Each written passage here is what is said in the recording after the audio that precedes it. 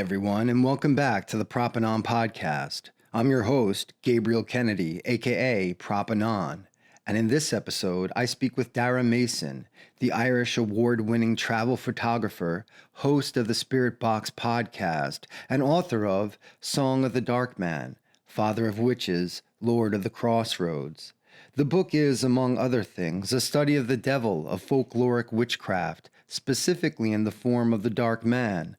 Through his archival research into Irish folklore and documents from the Scottish witch trials and contemporary interviews, Mason unpacks the phenomenon of the Dark Man to reveal a complex representation of the spirit of nature. In our conversation, I spoke with Darragh about his research into this character, how he met the Dark Man while doing occult rituals, and what message this fearsome being has for humanity at this time.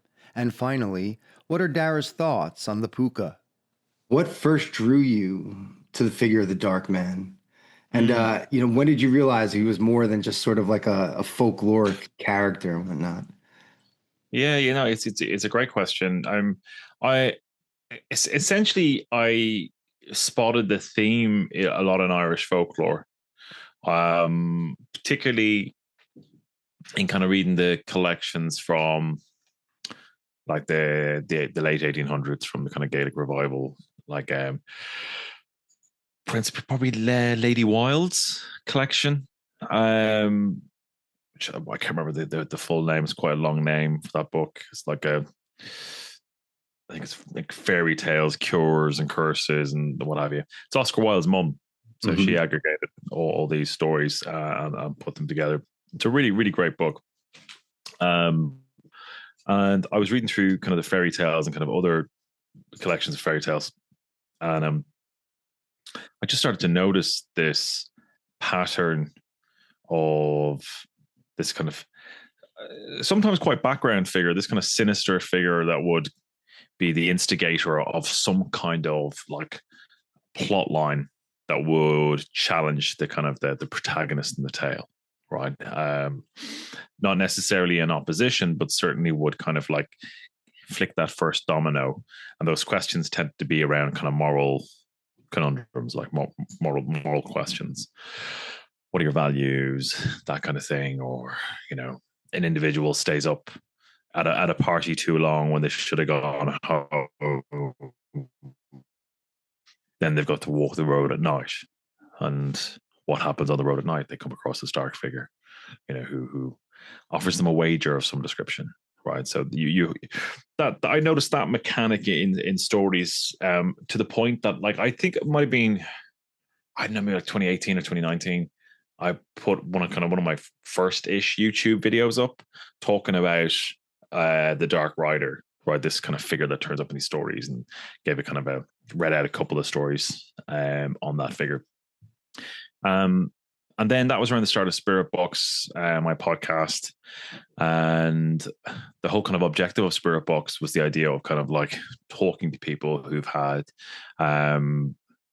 experiences with the spirit world, exploring kind of esoterica and magic and kind of the paranormal more broadly, just to kind of look at all sides of the cube, look at it all from every angle, and kind of, I've had priests on the podcast, all kinds of stuff, so, and to be really open to hear the different perspectives, right?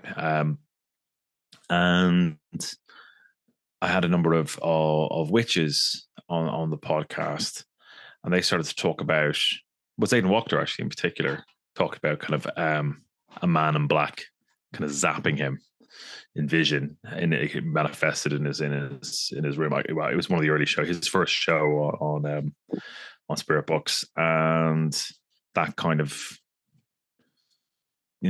initiated him into magic, set his life on that path.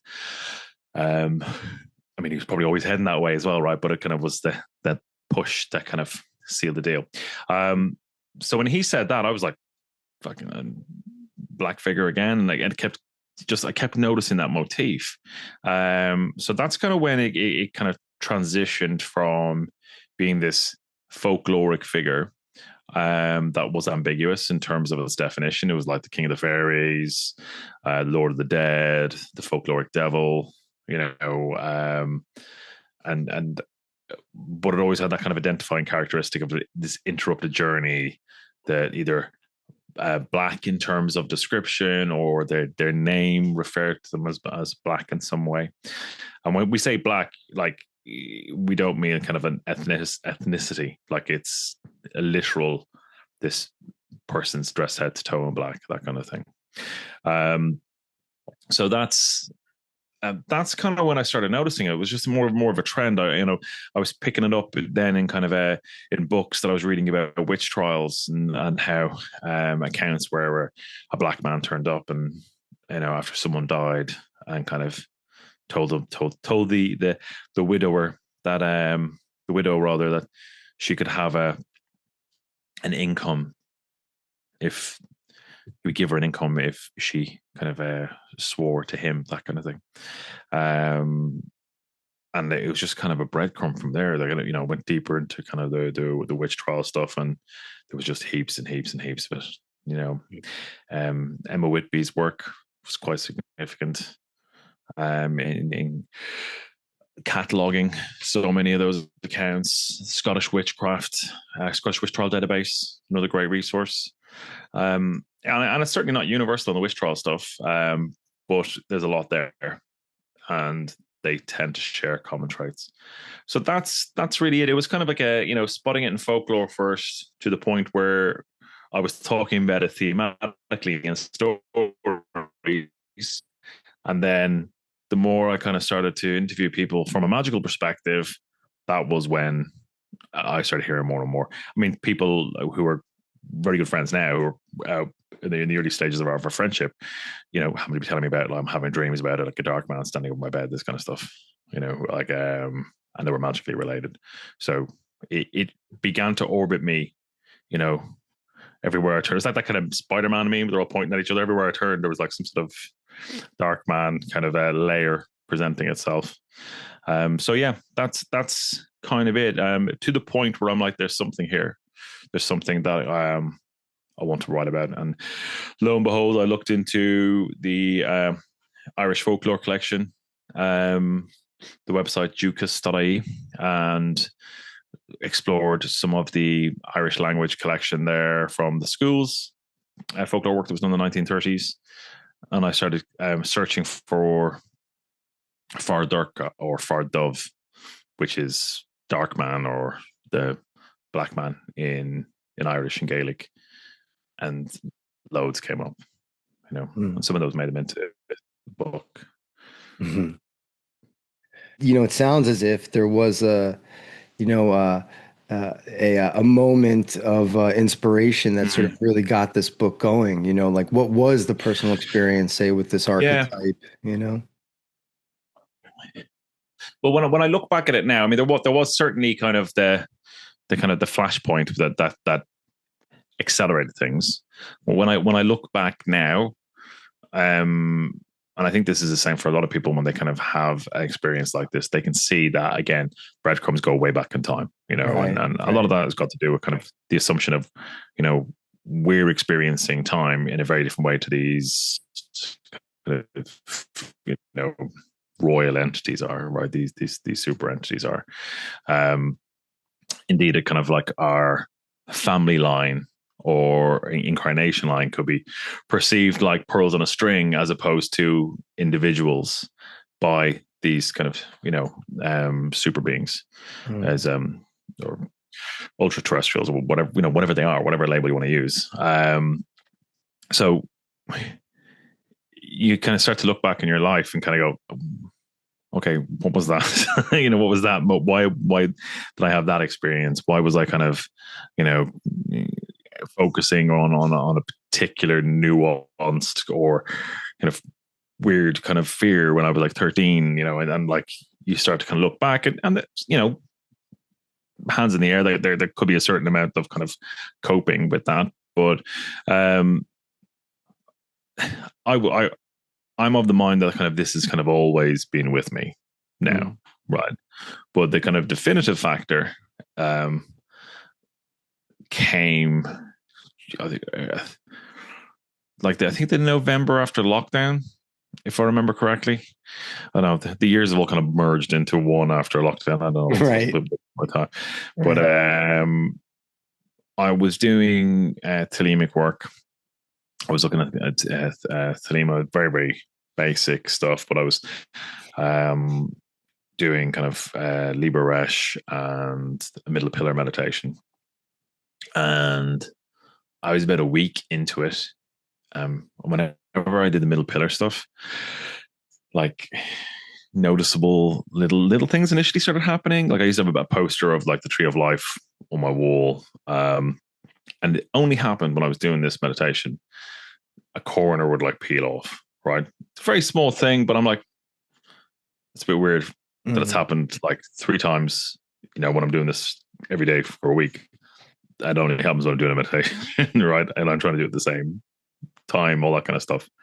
To the point where you're noticing it, right? Anyway, I moved location in my house and I'm sitting down doing this meditation, and I have an immensely immersive vision, right? I'm doing the meditation, and then all of a sudden it's like the scenery just changes in my mind's eye, and I'm seeing this kind of like incredibly vivid like wall of fire, you know, with this eye staring at me, you know, and like it, it's so real, that I could feel the heat of it.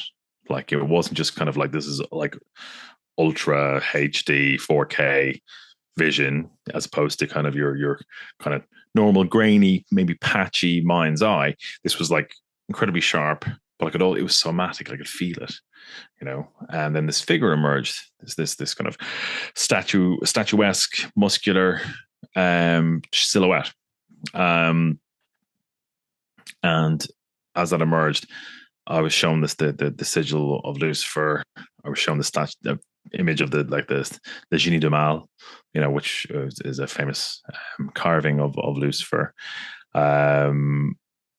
So symbols that would mean something to me, that I would know what they were, as I guess identifiers. And then it took off. It took off vertically. And all the time it's jet black against these flames. And I felt like I was shooting up with it.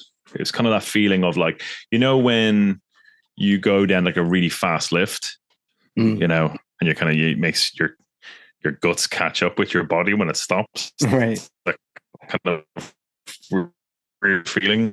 It was like that. Like it felt like I was just going, you know, down a roller coaster super quick, but up. And then it stopped, and I stopped all magical practice immediately. I was super freaked out. I was like, okay, I've really bitten off more than I can chew here. That is not what I was looking for. In fact, in retrospect, I don't know what I was looking for, but it wasn't this, right? So, I mean, you know, in common parlance, I fucking shit myself. Right? So I was like, all right, I don't want this, and I'm out, right? And I didn't talk about it for maybe 2 or 3 months until I caught up with a friend of mine who I trust. Told her about it, and she was like, that doesn't happen in the middle pillar. And it's like, only I know you know, I would say that's a crock, but you know, I can tell you're telling the truth. And then from there I started working with a psychic friend of mine, to really start to piece together and kind of work through it and figure out what's going on, you know. And even back then, we did these like lots of divining on it. And even back then, it was like, there's books coming, you know. And that was it, you know. I started doing a vast amount of research. It turns out a lot of the books I would need, I already had. And the book came hard and fast, you know. And like in the last chapter of the book, I give the account, right?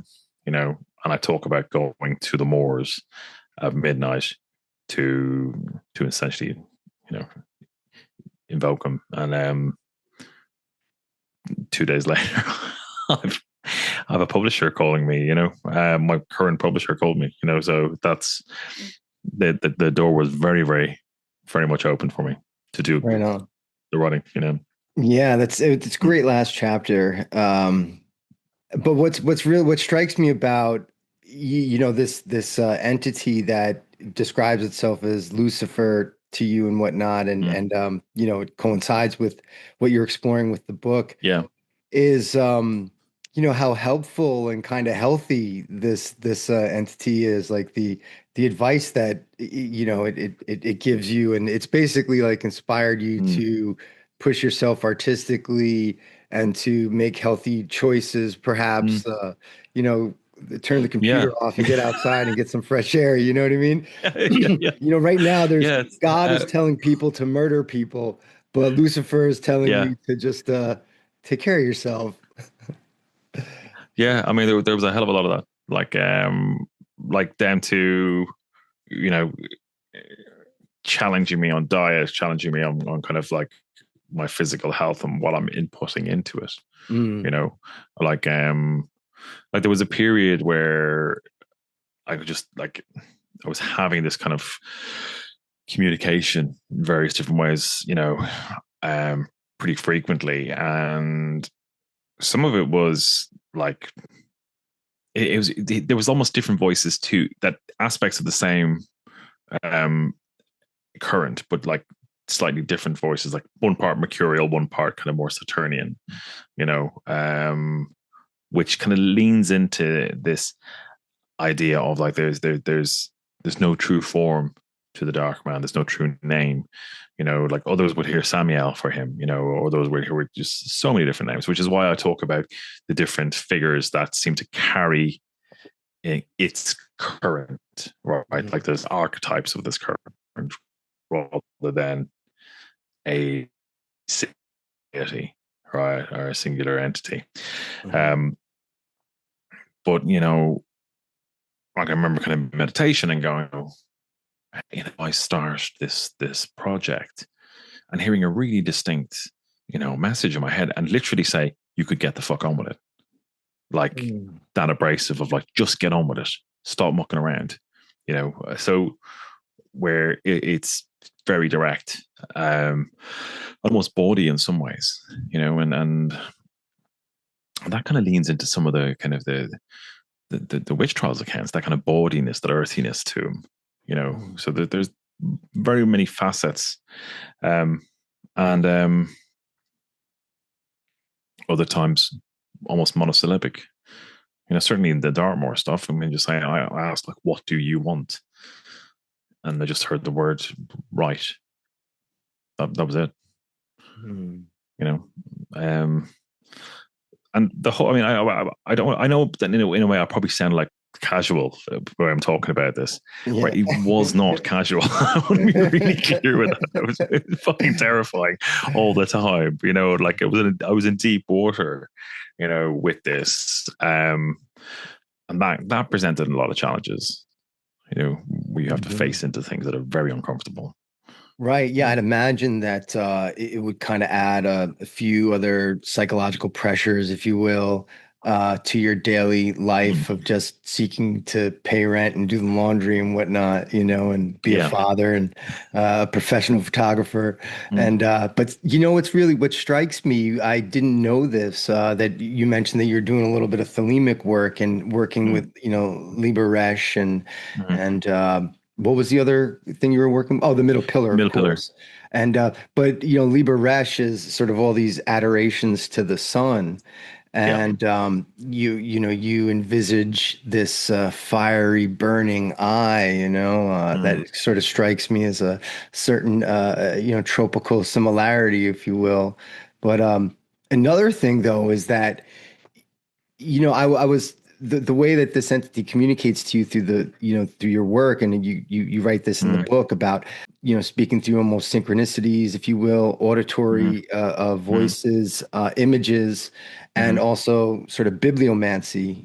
You Mm. found that the books that you needed were the books in your library, and you Yeah. perhaps just open right to the page.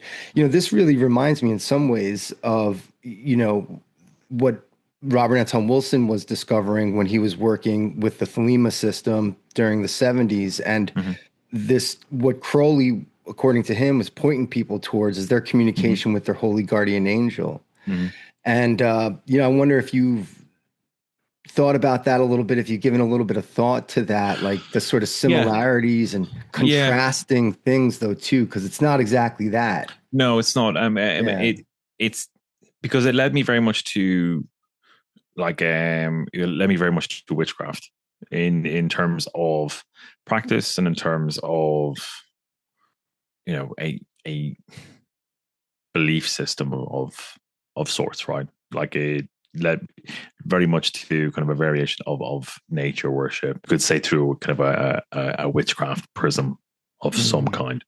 Um, but the experience I had, you could probably say is similar to like a HCA experience. You know, but the caveat I would say was like, I'm doing super basic kind of entry level, like the Lima, and then boom, right? So it's like, I wouldn't want to insult telemites out there going like, yeah, HCA, fucking week 2, like, yeah, but perhaps it's an adjacent experience. I don't know, but For yeah, sure. I did think about that, like, for sure. Right. I mean, the metaphor of the current and whatnot, Mhm. similar to sort of thelemic talk. And of Yeah. course, yeah, I mean, like respect to that system, there's a whole system of invocations, et cetera. Mhm. But perhaps though, man, I mean, it sounds like, you were doing work within this Wiccan system already. Maybe the psychic engines were already turning and whatnot. And I think you, that's probably it. I mm, think it was actually some of the thelemic work did enough to kind of switch on like light body that I was more receptive, and then the the entity that wanted to work with me and push me in this direction was like, right, we're on. mm, Um, I also think some of this comes through daemons as well. I think there's kind of like there's that kind of like super intense kind of like direct communication. Um, and then there's that kind of like continual work through your daemons, kind of that are guiding you in that direction through your creative abilities. Yeah. mm. And also, you mentioned in the book, and you were just kind of describing it, this notion of the witch's blood, which that's a powerful metaphor or an image Yeah. or whatnot, and that you found within this the sessions that you were doing with your friend, the psychic, um, Yeah. this connection of and was that were these visions that you got, or did she tell you that you had someone in your paternal line that had made contact with the dark man or whatnot? Like, what was that It, story, real quick? a lot of this stuff was like guided meditations to get you to a place and get you to a place where you could then almost a type of scrying, like where you get kind of deep into trance, get you to a place, and then like part of the meditation would be like reach into the pool and take what's out of the pool for you, right? And like what I took out immediately then connected me to ancestors, and I had pictures of flashes of kind of their lives and kind of where some of this may have started, that kind of stuff. Um yeah, it's very hard to describe. It's one of those Mhm. things that makes sense when you're doing it. Like, we're trying to describe it afterwards. You're like, sure, buddy. Yeah, Yeah, right, yeah, right, like, right. yeah. Like, because it's almost like a fever dream type, Hmm. experience. Um, but this is it's kind of an idea that's prevalent enough in witchcraft circles, of the idea of like what I termed a fire in the blood. You know, that there's a potency in there that witchcraft can unleash, and like the dark man is I guess one of the engines that can spark that fire of illumination in one's blood. For sure. Yeah, and I mean, there's the surrounding kind of cultural envelopment of this maybe discussion within Irish culture and maybe some Scottish peasantry culture from Oh, for sure, yeah. a few hundred years ago. And Mm. that's always something very interesting too, how, I mean, this is one of the things that the Irish are sort of tagged with, this land of great mysticism and, Yeah. communication with, the other side and whatnot. And, Mhm. um, I mean, so you grew up in Ireland. Growing up, yeah, Mhm. were there stories around in your zones? Oh, Because yeah. yeah, Yeah, yeah. totally. Like where I lived, there was like an elderly bachelor farmer who lived close to us, and we invited him up for Christmas dinner one year when I was about 15 or something. Mhm. And like I specifically asked him, like, are there any ghost stories around here, that kind of thing, and he's like, just heaps stuff came out of him. Like he was like, he'd grown up in that area, and like talked about riding his bike down the roads, down a little boarding, and a pretty girl appeared on his crossbar as he was cycling through, and then like disappeared while he was like halfway down the road, or the devil's footprints were seen across the snow, that kind of thing. And there was fairies up behind my house. That was like literally behind your back garden. There's fairies, and that seen giants up there, all that kind of shit. Like there's just like loads of stuff, and you know, it's it's still very much in living memory there. Those fairy trees. You didn't touch white thorns or black thorns. Like those still taboos like that. And even my parents, who were ostensibly from Dublin, would be like, yeah, you probably shouldn't touch those trees. So Mhm. that stuff's very much alive and well. Now I found out years later that when my folks were building the house, my mum took it upon herself to go up to that land and leave some offerings for the fairies there, and saying like, can we get permission to live here? Which really kind of blew me away when she told me that. Like literally, 30 years later, I was like, fucking hell, man, that's interesting. But so stuff like that was very much part of people's lives. Um, yeah, and I think in some areas it still is. Like you scratch the surface, and the fairy belief in ghosts, the banshees, all that kind of stuff is there. You Mhm. know, I know quite a few people very close to me who've seen both, fairies, pixie type fairies, seen the banshee, that kind of stuff. Yeah, I know what you mean. I think it's just one of those places where the veil is thin. Mm. I think it's just one of those like wild places, particularly on the West Coast. They can stick all the Atlantic. This is the Atlantic way. Cool marketing as much as they want, but still wild. You know. Mm. Mm. That's a Yeah, and tourist reference for anybody who doesn't know what the hell I'm talking about there. Like, um, well, for sure. I mean, so you did definitely weave the story of the Dark Man into this sort of broader cultural yeah. historical narrative. Let's talk about that a bit. You Mhm. touched on the fact that you sourced some, you know, Irish manuscripts. You Mhm. speak of the Scottish witch trials of Yeah. Isabel Gowdy. I'm curious though about the Irish manuscripts that you Yeah. accessed. Just very So, briefly, what was maybe the most striking thing that came out for you with all that in your um, journey? probably the most striking was that there was a repetitive theme of a fairy woman being turned into a deer with a dark, um, a dark man type figure, kind of dominating the story, or being one of the key drivers of the story. That happens several times. So like where essentially what I looked at was the Fenian cycles, which are the stories of the Fianna, which are this kind of like band of kind of like noble knights, for want of a better term, but these kind of warriors who were like great athletes, incredible fighters, um, poets, and kind of like kind of mastery of both kind of mind, heart, and strength, all this kind of stuff.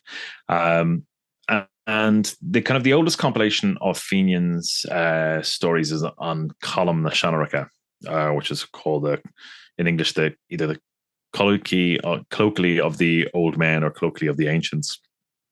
And the text is made up of 3 manuscripts, 2 from the 15th century, the Book of Lishmore and Laud 610, and there's a third piece from Killiney in South County Dublin, and that's dated from the 17th century. But we're talking about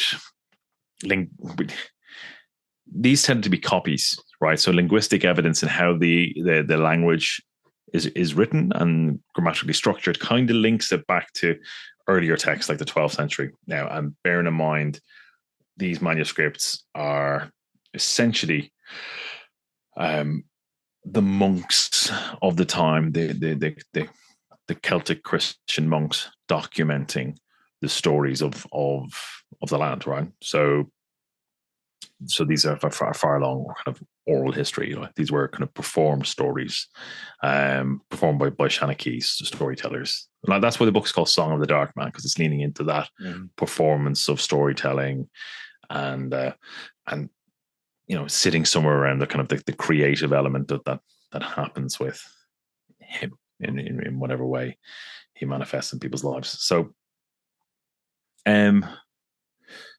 it's that was kind of the primary manuscript that we look at for these stories.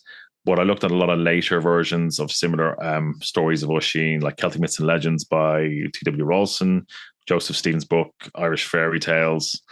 But what you have overall is we kind of bounce around a bunch of different manuscripts. I'm sorry with this, because what happened is in the Colloquy of the Ancients, right? You have a story where Culture MacRonan is one of the Fianna, and he's lured to the kingdom of Don Dubh. Right, Don Dubh is the Lord of the Dead. Now, Dove means black in Irish. Now, what Don Dubh does to kind of bring the Fianna to his otherworldly fort, Lady Mal in the form of a deer, to lead them on this hunt that takes him into the other world, to the land of the dead. Now, in the Metrical Dinshacanas, which is a collection of essentially legends, where it's kind of like a false history of the names and places of Ireland, right? Again, this is a very old, it's 12th century stuff, right? Collated by the monks around, this is how these places got their names, right? And it would be some wild story. Right. There's a story called a poem there called Fafland, which is around a woman who is on the run from these evil spirits who turn her into a deer and eventually chase her and kind of kill her with evil sorcery. She's a fairy woman again. So that's 2 accounts. Now, the primary account that I describe in the book is where we have the story of the appearance of Oisin, right, who is the son of Fionn McCool. Now, the names are quite important here, right, because Oisin literally means little deer or little fawn, right? Fionn is, or in kind of English would be Finn, but it is a reference to kind of lightness or white, right? So we see him denoted as the white, representing that I guess light, right? Now, the story of Oisin and his conception, in these kind of later stories of like T.W. Ralston and James Stephens, and it talks about how Fionn is out hunting, and his dogs find this fawn, and the dogs won't kill the fawn. They kind of nuzzle it, they lick it, and it's like it's okay. It's treating it like it's a friend, and instead of doing what they're trying to do, which is to bring the animal down and finish the job for Fionn. So he knows something strange here. So he brings the fawn back into his fort, and that night, his chamber door opens, and the most beautiful woman he's ever seen enters the chamber. She's just magnificently beautiful woman, and she pleads to Fionn for his assistance, for his protection, that he's under her roof. Will you protect me? And he's like, well, against who? And she's like, the in the two later stories, it's like the black magician of the men and God, or the dark druid, right? That's the kind of figure. So that's your dark man figure. And she explains that she's a fairy woman.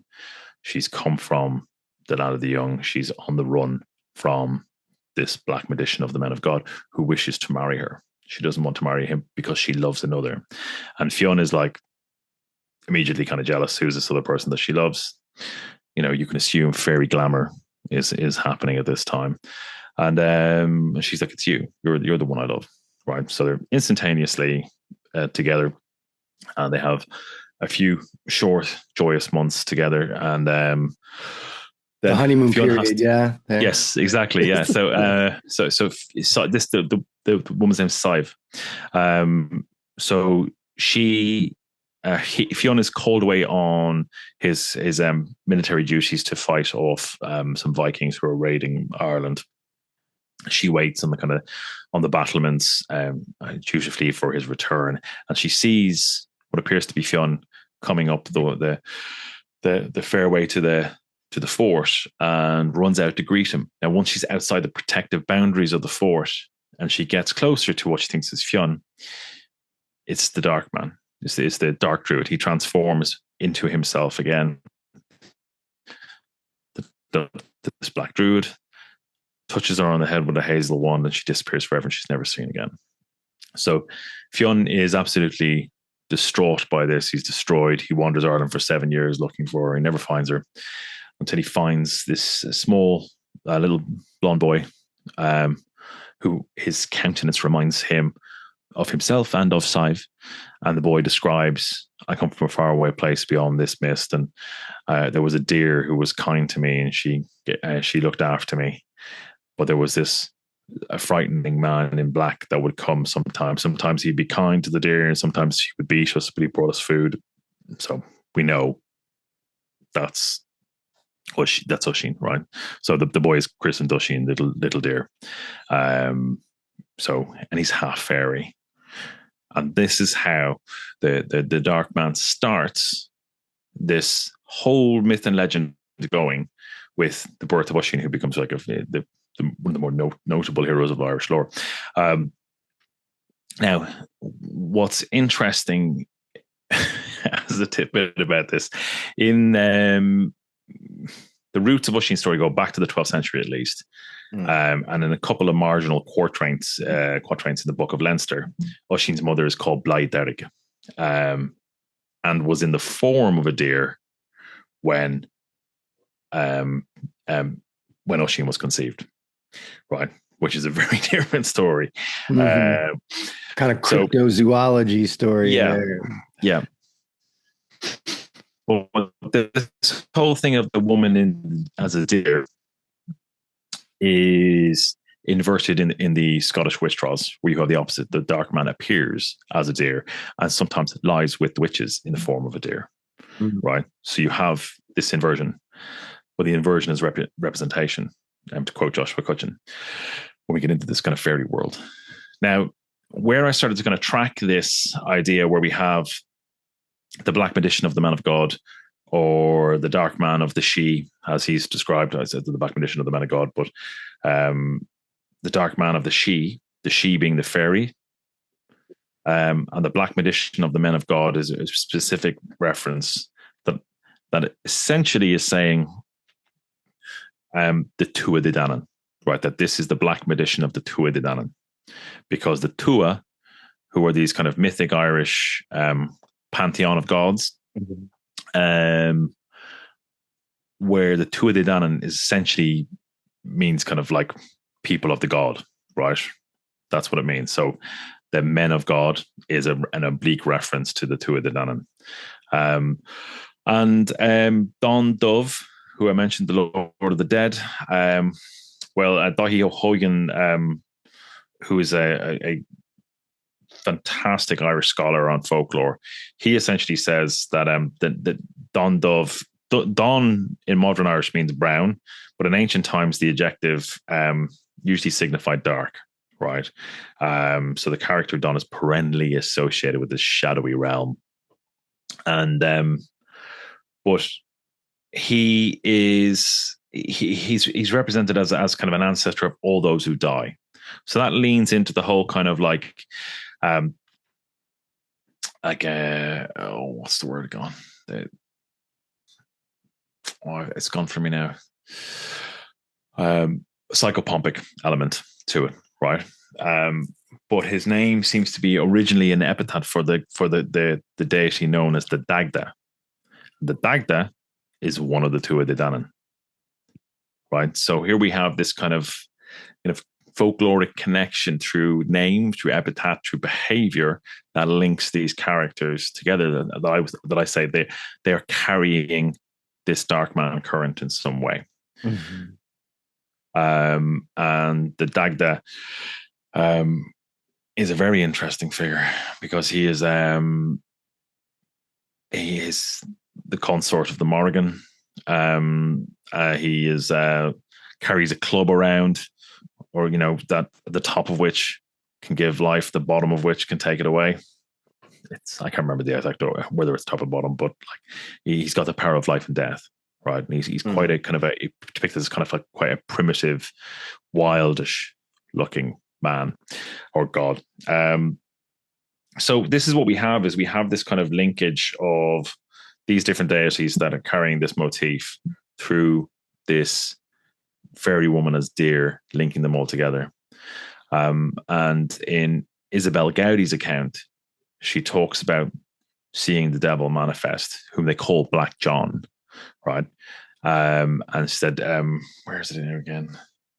She says that sometimes he would appear as a great black metal man, so a big kind of like rough man, and sometimes he would appear in the form of a ray, right? So, but a ray is an archaic Scottish word for roe, so roe deer. So, or for sometimes a roe deer, roe species of deer, a species of deer, right? Sometimes he would have boots on. Sometimes he would have cloven feet like those of a deer. So again, kind of linking to deer phenomenon.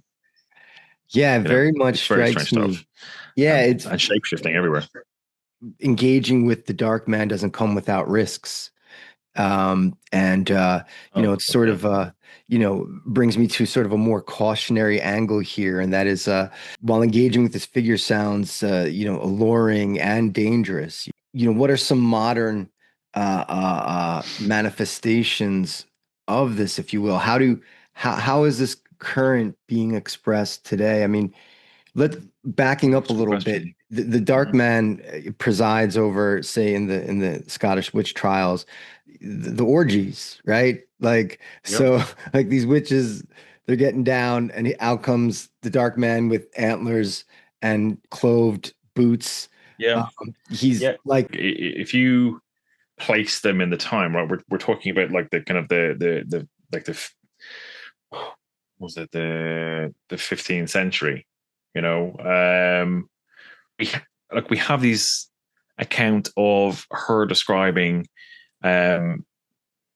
no man's member is as big as his, right? And like, and that he would feel like cold spring water within them, this kind of stuff, and no one would deny him, this kind of thing. And you get loads of accounts of this, like in the witch trial, the survey of Scottish witchcraft. in that database. Like Margaret Alexander in 1547, she referred to a man in black clothes who made her go forward. She spoke of a man being the king of the fairies with whom she had sex with. When pressed, she described his physical nature as cold. So you get these same themes that kind of there's never kind of a definitive one. It's just kind of like you get kind of like almost out of 10 things, you get 7 that kind of lock in that there's a pattern here. And that's really it. It's kind of spotting the pattern, because this is nameless. There's no original name. There's no original form. Yeah, it's incredible stuff. It is, yeah. I mean, it is. He's a slippery. It is a slippery character to Yeah, kind of place. Yeah. Although, like you said, I mean, you have to access your intuition to sort of understand or communicate with this, right? And but however we define them, yeah, the encounter with the dark man often seems to provoke fear. Yeah. So why don't we dig into that a little bit, right? You write about fear as a kind of initiatory threshold. yeah. Yeah. So why is fear so central to the dark man's presence? And like, why do you think, or do you think that's one reason why, he presented himself to you as Lucifer?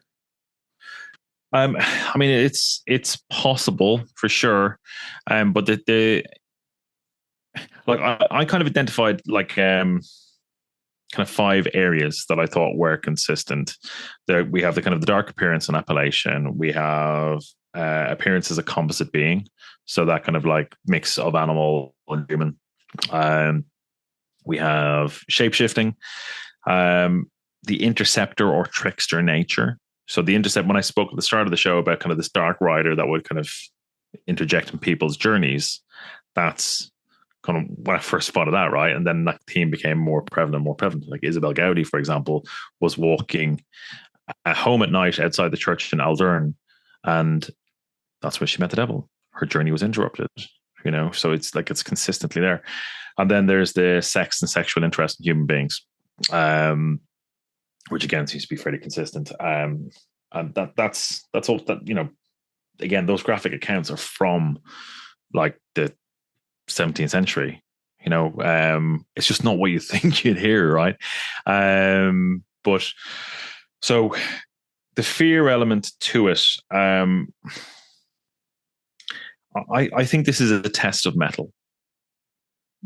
That's what I think it is. I think it's that kind of going through the fire of like, can you lean in this or not? Right. Now, if you look back at these kind of like these witches in 17th century Scotland, these people were living on like subsistence farming in a very difficult part of the world to live. You take away kind of modern power, modern convenience, modern fuel away from places like Ireland and Scotland, and some of those places are extremely difficult to survive in, right? There are very harsh winters, not necessarily freezing, they're just wet and windy, and those things kill people, so a harvest goes badly, then you're gone.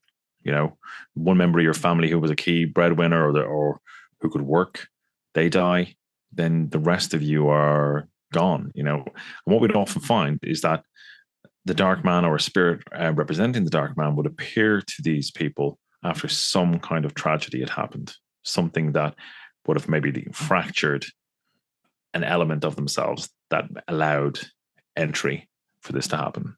So after the death of a loved one, we find that. After accidents, after illnesses, this is when we find the dark man appearing. The fear element to it. Now, I can only make assumptions. I can't obviously go, well, it's about this. What I suspect it is about is to shock the mind into seeing something different, seeing the world in a different way. because everything you've heard about this, particularly if you're growing up in some Abrahamic framework, is going to be that's evil. Anything outside of the sanctioned belief system is evil. And I believe this is inherently something to do with the natural world, right? That the Dark Man may be kind of the kind of penultimate daemon of the earth, right? In which case, it's presenting itself as like the true face of nature, which is creative. It's lusty. It's got that driving force to create, to procreate, but it's also tooth and fang and claw. There's those elements to nature as well, and that's all coming through at once. But the dark figure is, I think, challenge. Can you face into this? But more importantly, can you face into yourself? And really look at yourself. And I that's what I think it is. I think it's an almost symbolic representation of that. Well, I can't say that in its entirety, but that might sound glib, but from my perspective, like facing into the fear of what I saw was genuinely terrifying. So I don't know what this is. I don't know, I don't know what this is going to cost me. Have I bitten off more than I can chew? I feel like I'm in really fucking deep water, and I just about got my mouth over the water. So that's what I think that is about. Right. It's as if it's to shock you out of your world. Shock and psychic pressure, even almost. Yeah, because you're nearly overwhelmed with this energy of which then you have to seek allies to help you make sense of this and take this journey to confront this energy. And what do you find at the at the end of that? But again, an inspiring force to kickstart your book, and which I think is pretty it's a great story. And before moving on to the next question, we've spoken about this in previous talks, and I'm very curious about this, and that is my own research returning to the sort of psychic effect that what is known as the Great Hunger, or the Irish Potato Famine, and of the mid 1800s in Ireland, which was extremely traumatic. But what sort of effect that may have had on this belief in the Irish folklore, and do fairies fade away when we stop talking about them? It's a really interesting question. Like, we really, really underestimate the effects of the famine on Ireland and Irish culture and the Irish identity. And I've no doubt that there was a lot that happened around that time that would have no doubt involved a lot of witchcraft. When people have nothing and they've got no recourse, they can turn to magic. The cursing and the magic as a leveler, and I certainly would have felt that I talk about it in the book about that kind of living on the edge of Western Europe, like literally the peripheral edge of Western Europe, in a not the most hospitable landscape. It's like that you pray to God for salvation and then the devil for survival. So you think about how many folk practices and taboos are intertwined in the Irish calendar. There was always something going on. Every month there was some kind of Saint's Day, and the Saint Day would have some sort of taboo that was related to the fairies. Butter left outside for the fairies, milk left outside for the fairies, taboos around fairies and cattle and crops and all that kind of stuff. Because those things are hedging one's bets against your crop failing. Because if it fails, you're done. So I would say there was a hell of a lot that went on at the time, and I can imagine faith in the Catholic faith in Ireland was always slightly mirrored in a way that was integrally tied to identity, because the kind of the British forces were of Protestant, and therefore the Irish were Catholic.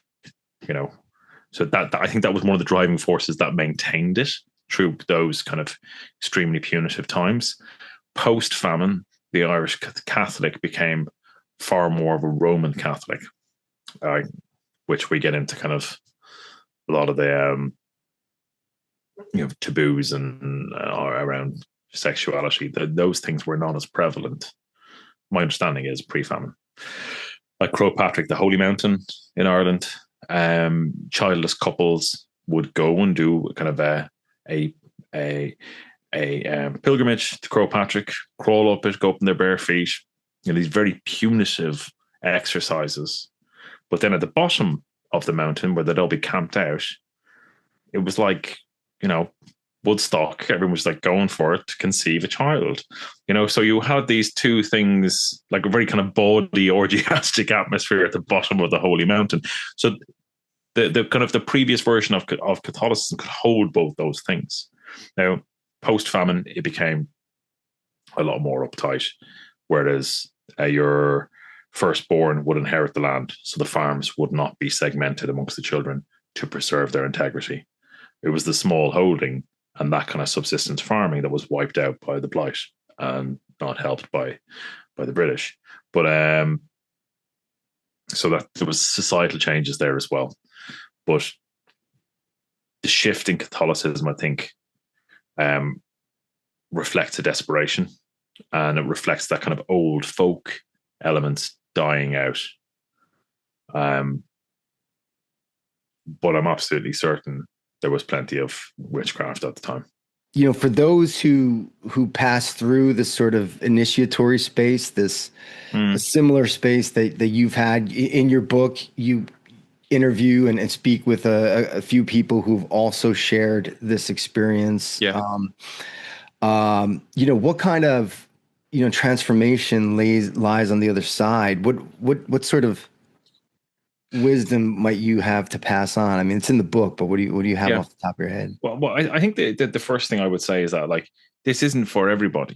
Do you know what I mean? Like, it's and that's not saying that kind of like the people who do go this are in some way like special. Like, it's be careful what you wish for, right? You know what I mean? Like, it's because it is frightening, and there are like certainly kind of dark sides to this, and it's extremely frightening. Like I've friends who've been told things they don't want to hear, that that are very, very personal, like that are challenging. But I think one's understanding of the world shifts. So I mentioned about kind of like Fionn, the name meaning white or fair haired, right? So this is, I think, the one of the key big things with the Dark Man, particularly in the stories, how it manifests, is this kind of idea of non-dualism, right? That his stories and the ones that he encompassed are essentially showing this metaphor all the time of non-dualism, that everything is connected. So you have in the stories is setting up this opposition of light versus darkness, kind of, but then you have like the Dark Man appearing as Fionn, right? Just as light, darkness contains the light, just how Lucifer, this black angel as he appeared to me, is the light bringer, right? So it's talking about these kind of two forces are intertwined, and the separation is an illusion of our world, right? And then you have that mirrored in the way where you've got like the theme of human shape shifting into animal forms, which he manifests as in this composite being form. Suggests that we're not separate from the animal world. We're not separate from the world of nature. We're part of nature, and that's a very significant difference to, say, Abrahamic thinking, particularly in the Christian Bible, where it puts, I don't know what passage it is, but like God has given you the plants and animals of the world to use, right? This is putting you alongside it, not above it, not below it, but alongside it, and in the case of the witches, literally copulating with it, right? So there's that kind of fecundity, that kind of like creative, that procreative force within nature. And then yet you've got the darkness element, which is the shadowing of death, that there's life and death, life and death. They're dualistic things, but they're also intertwined, because he is Samael, the Lord of the angel of death, and also Don Dove, this Lord of the Dead at the same time. So there's a big non-dualistic element to this, and in that story of like the birth of Oisin is in himself half fairy. He's a non-dualistic metaphor in himself, and in this, like in the story, like Oisin manages to he gets whisked off to fairyland by Niamh Connor, who is his fairy bride, and longs to come back to Ireland, and he spends like 3 years in fairyland, wants to go home, but he's told, don't touch the ground when you get back. And of course, sequence of events happen that he touches the ground, and he ages centuries. Turns out he's in Ireland, he's been away for centuries, and he's in the time of St. Patrick, and you have these debates with St. Patrick. So this is the weird thing about this story. You have a half fairy being, right, debating kind of moral questions with St. Patrick, like, and those 12th century monks were comfortable enough they could hold both those concepts, but I think the big thing is the non-dualistic nature of the world beyond, right? And particularly that motif of like light contained within the darkness, and that ties into this inspiration element as well. Yeah, that's powerful. That's a powerful metaphor. Thanks for that. Thanks for that, Darragh. And this being a podcast that focuses somewhat on the work of Robert Anton Wilson, I'd be remiss if I didn't ask about the puka. And yeah. Do you find that has even the talk of the puka sort of become reinvigorated in culture? Like when you were growing up, did you ever hear the puka? I would have. Well, I would have read about the puka because I had heaps of this stuff around. Like I read voraciously with Irish folklore, but I would say to a certain extent it is in the form of the Puck Festival, the Puck Fair down in County Kerry, in Killorgan. Kerry like seems to be the place really that there's a lot of stuff going on down there, right? Yeah, it's kept alive there, right? Yeah, it has. So yeah, the and it happens at Lunasa is the festival that the time of harvest. And for those who don't know, the Puck Fair is it's supposed to be the oldest festival in Ireland. They don't really know when it started. And the long and the short of it is they capture a wild mountain goat off the mountain. These big shaggy things with long horns, big long curly horns, and he's crowned King Puck, king of the town. And Queen Puck is a kind of like I guess a beauty pageant of like the local 13-year-old girls, and then Queen Puck is chosen, who essentially is married to King Puck, right? So you have a harvest time, and you have a marriage between the wild and the human world, right? So to kind of say, good harvest next year, let's reestablish our kind of our treaty, as it were, is kind of how I see it. And then the goat's released back into the mountain after the fair.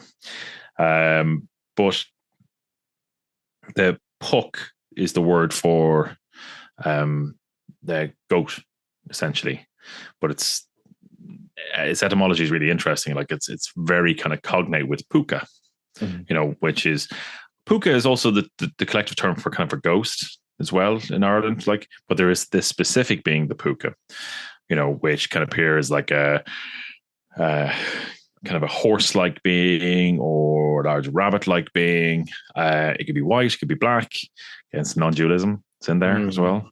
And if we think about the shape-shifting nature again, it's non-dualistic stuff as well. It can be good luck or it can be very bad luck, So it's interesting. I think it's a very, very good kind of motif for all that kind of non-dualistic stuff, right? And kind of the chaotic forces of nature. There's a lot. I talk about it in the book. There's a heap of cognate terms that relate to puck, and puka is a major part of that. You've got like bucka dove, buka dove in Cornwall, which you would say like is which some Cornish witch cults and covens kind of have or relate to or work with, and that buka is, I would say, very much cognate to puka as well. There's all kinds of mad stuff around it. Even if in Finland, what is it called? It always cracks me up. Finnish, just as a language, just makes me laugh because I think it's the closest thing to Elfish that there is out there. It's like there's a figure called the Nukkiputki, right? And like it looks like a Wi-Fi password, but essentially it's like the Yule goat, right? So it's like the Christmas goat. This figure again goes around essentially trick or treating at Christmas, right? That's kind of what it is. It's the similar tradition of do you want to trick or treat? You have to come out and sing a song, right? So it's got that kind of like little kind of trickstery nature, and making people kind of engage with the kind of the comedic elements of it. The Nuttipuki, if I remember that correctly, there's some tremendous images of the kind of folklore, folk photography of this tradition from Finland. Really, really interesting. But there's lots of that stuff around the fringes of Western Europe. I'm sure it goes more worldwide as well. But so there's lots there around the puka for sure.